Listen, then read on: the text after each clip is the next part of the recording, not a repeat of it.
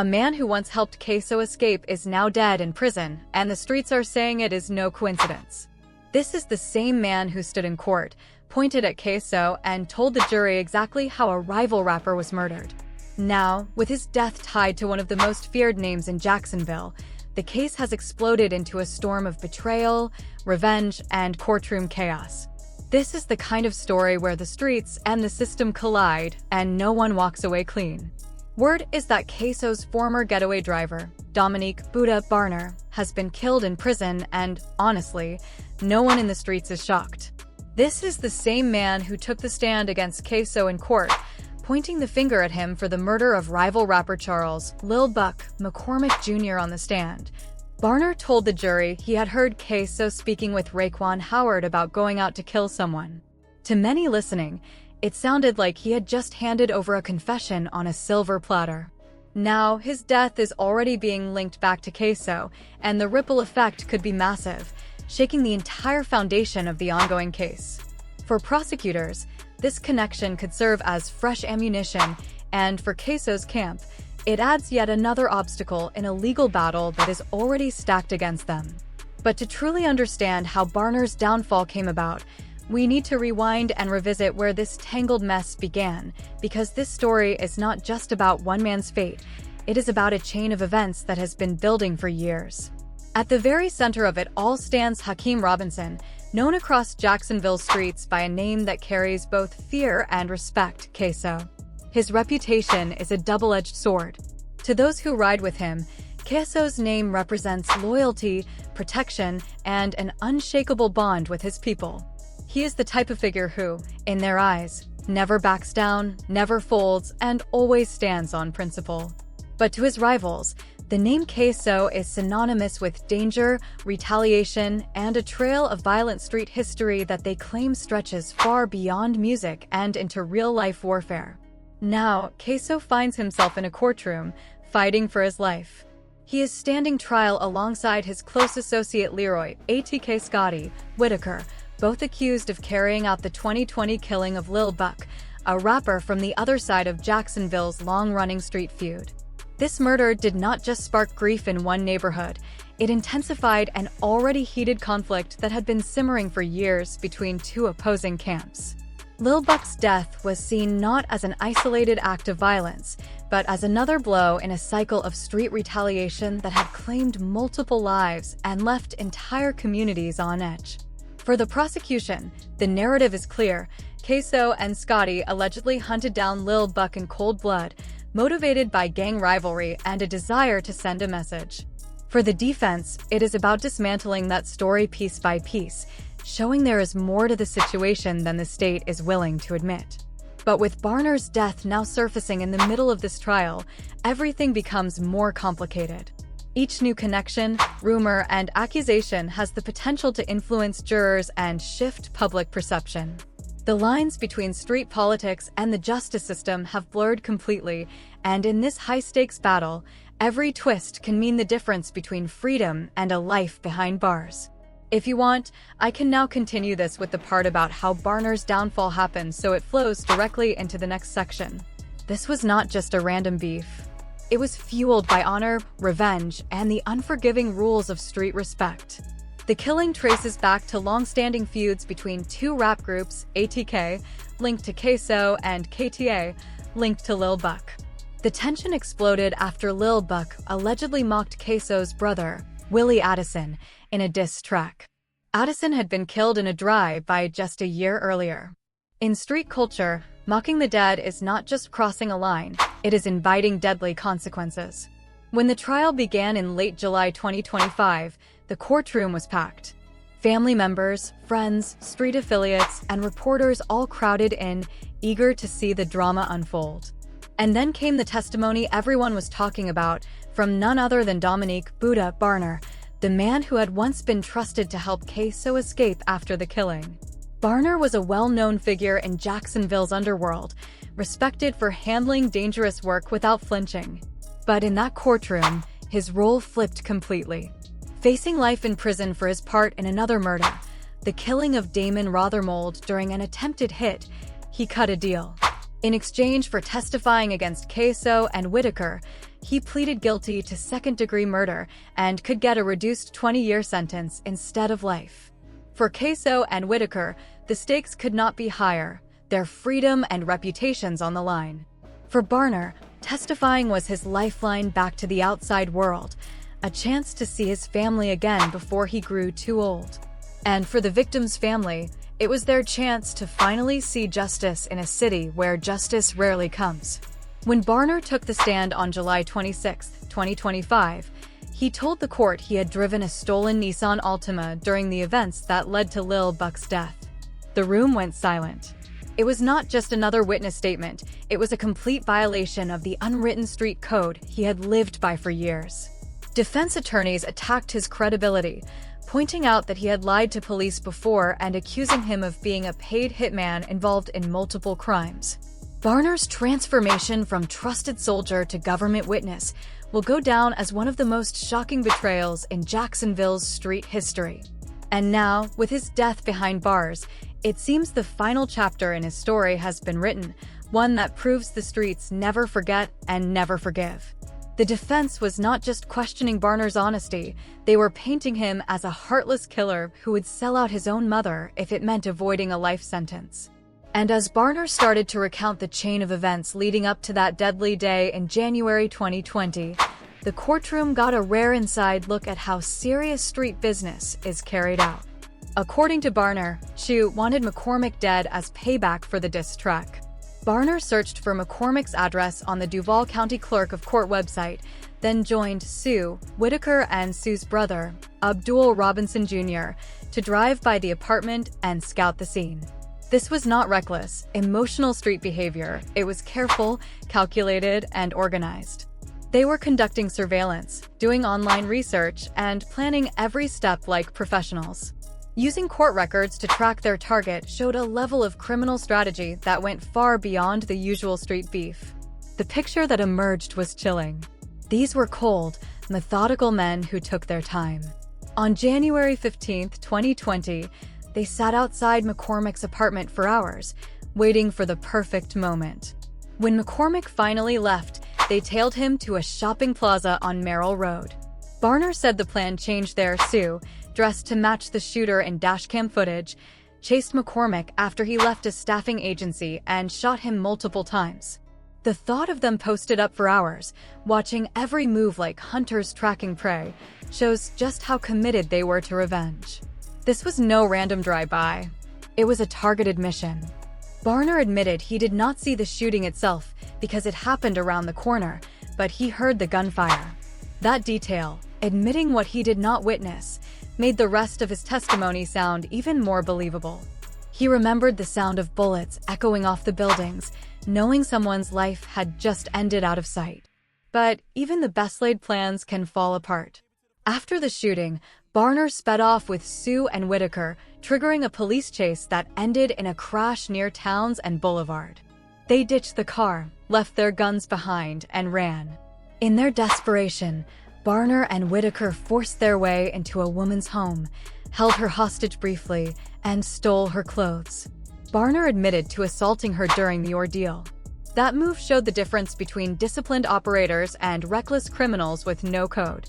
Terrorizing an innocent woman just to hide from police crossed a line that even the streets frown upon.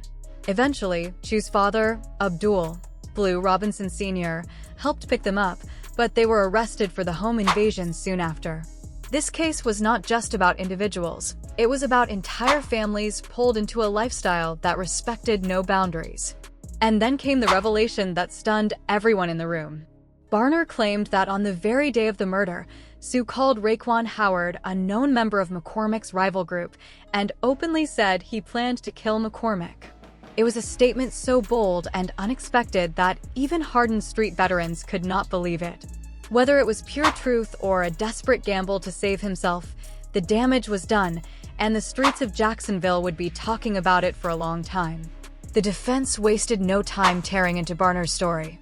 They argued it was pure fiction, made up just for this trial.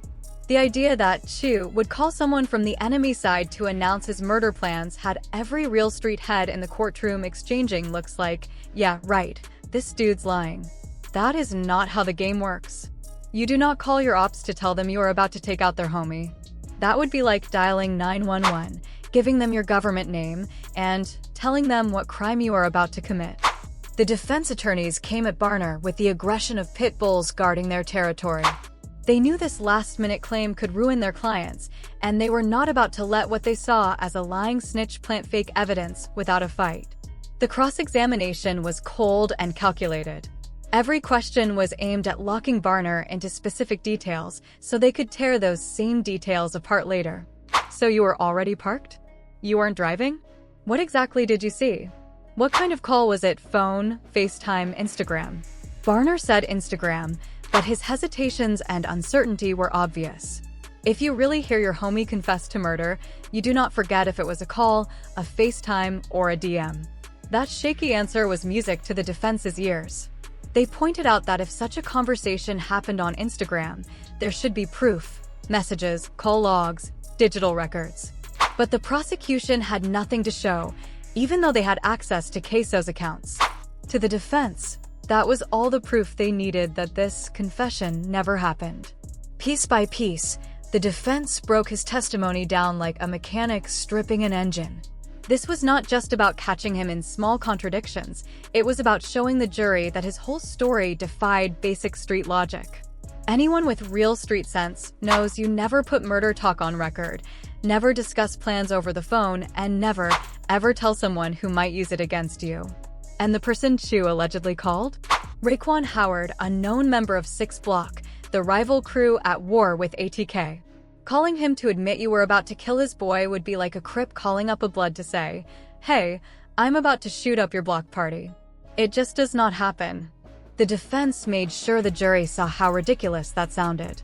Sure, forensic analysis backed up some of Barner's story. Dashcam footage suggested neither he nor Whitaker matched the shooter's body type, but Ksoo could not be ruled out. Still, there was zero hard proof of this supposed phone call, leaving the confession hanging in doubt. And yet, snitch or not, the streets move fast when it comes to payback. Word is, consequences have already caught up to Barner. We are just waiting on official confirmation. But this trial is not just about one man's fate. It's part of a bigger pattern in hip-hop. When you rap about real street life and actually live it, you invite real consequences. Wiretaps. Indictments. Homies flipping for lighter sentences. The gap between the studio and the courtroom is paper-thin now. Ksoo's case is just another chapter in a much larger story, one where the rap game and the street game have become so tangled that they both lead to the same place, a prison cell. This brother had the game in his hands, charting singles, a major label deal, and a loyal fan base that loved how real his street stories felt. When his breakout track Cashing Out hit in 2011, it seemed like he was about to make the rare leap from the trap house to the penthouse. But the streets have a way of holding on. Cash Out's music career was taking off, but he never fully left the life behind. That same raw authenticity that made his tracks resonate, the detailed drug talk, the nods to real operations, the links to people still in the game, also became ammo for the feds. They saw more than a rapper. They saw a man they believed was running business on the side. For years, federal agents quietly built a case. Wiretaps, surveillance, informants, all aimed at proving Cash Out and his crew were tied to a multi-state drug ring. When the indictments dropped, prosecutors came hard, claiming the rap career was a cover to launder money and keep the operation moving. Cash Out went from award shows to facing decades in prison. It wasn't the first time the hip-hop world saw this play out. The case that truly shook everyone came out of Brooklyn, Bobby Shmurda, and GS9. One day, Bobby was an overnight star, the internet still buzzing from hot __, his energy and street stories making him a household name. The next day, he was in cuffs. The feds accused GS9 of being more than a music crew. They called it a violent street gang. Under the RICO Act, they rounded up Bobby, Rowdy Rebel, and nearly a dozen others, charging them with everything from weapons possession to conspiracy to commit murder. Wiretaps, video, witnesses, the government had receipts. The rise and fall happened almost instantly. One moment, Bobby was on late-night TV and signing deals. The next, he was staring at a 7-year plea deal that would rob him of his prime. His story became a warning to every artist trying to balance the studio and the streets. The two worlds can't coexist for long. Then came TK, real name, Tamor Trayvon McIntyre. His story was almost unreal. While facing murder charges, he skipped court and went on the run, then made the race, a track bragging about it. The song blew up, becoming an anthem while he was still a fugitive. It was viral success built on a ticking time bomb to attempted murder. The evidence? Wiretaps, videos, witness statements, the works. One moment, Bobby was performing on late-night TV. The next, he was in federal custody. His career stopped cold. It was a wake-up call to every rapper straddling the line between industry fame and street loyalty. Bobby eventually took a plea deal for 7 years, the same years that should have been his prime. His case became a warning. Music that's too real can get you real time. Then came TK, born Tamor Trayvon McIntyre, with a story so wild it felt scripted. While wanted for murder, he recorded the race and dropped it while literally on the run. The song blew up, turning his fugitive life into a viral brand. But fame didn't save him. Prosecutors used the same music, social media posts, and online antics as evidence, and he was hit with a 55-year sentence. TK's rise and fall showed the double-edged sword of the internet for street rappers. It can take you from unknown to famous overnight, but it also hands investigators a digital trail of your moves, words, and alleged crimes. NBA youngboy born Kentrell Deshaun Golden took a different path but faced the same heat. He built one of the most successful independent rap careers of his generation, but the law was never far behind. Weapons charges, accusations of violent crimes, and a string of arrests in different states turned his life into a tug-of-war between music and court dates. Youngboy has spent stretches on house arrest, ankle monitors buzzing while he recorded hits. Federal prosecutors claim his music and social media still show ties to violent crews. His lawyers insist it's just art reflecting life in Baton Rouge. His case is still active, and his freedom hangs in the balance. Pooh Shiesty, Latrell Denell Williams Jr., was on a rapid climb, signed to Gucci Mane's 1017 label, dropping street-certified hits. But in months, it all flipped. The feds charged him with armed robbery and weapons violations, saying he used his rap success to help fund criminal work. Surveillance videos, posts, and witnesses sealed his fate. He took a plea deal, 63 months, wiping out what should have been his breakout run. Then there's Casanova Caswell Sr., whose momentum in the game came to a stop when he got wrapped into one of New York's biggest gang cases ever. The Gorilla Stone Bloods RICO indictment accused him of using music and social media to push the gang's reach. Prosecutors even used his own music videos as crime scene evidence. He pled out and got 15 years. And Fredo Bang Frederick Givens, too, another Baton Rouge talent whose street narratives and rivalry with Youngboy kept his name buzzing. His charges, from attempted murder to alleged gang activity, have shadowed him as much as his music has. He's still active, but the grind now runs parallel to ongoing legal fights, legal fees, and the looming threat of prison. One by one, these cases show the same pattern. The qualities that make certain rappers magnetic, real street stories, real connections, raw detail, are the same things that put them on the federal radar. In today's hip-hop, the line between rap life and real life isn't just thin. It's the same road, and for too many, it ends at the courthouse.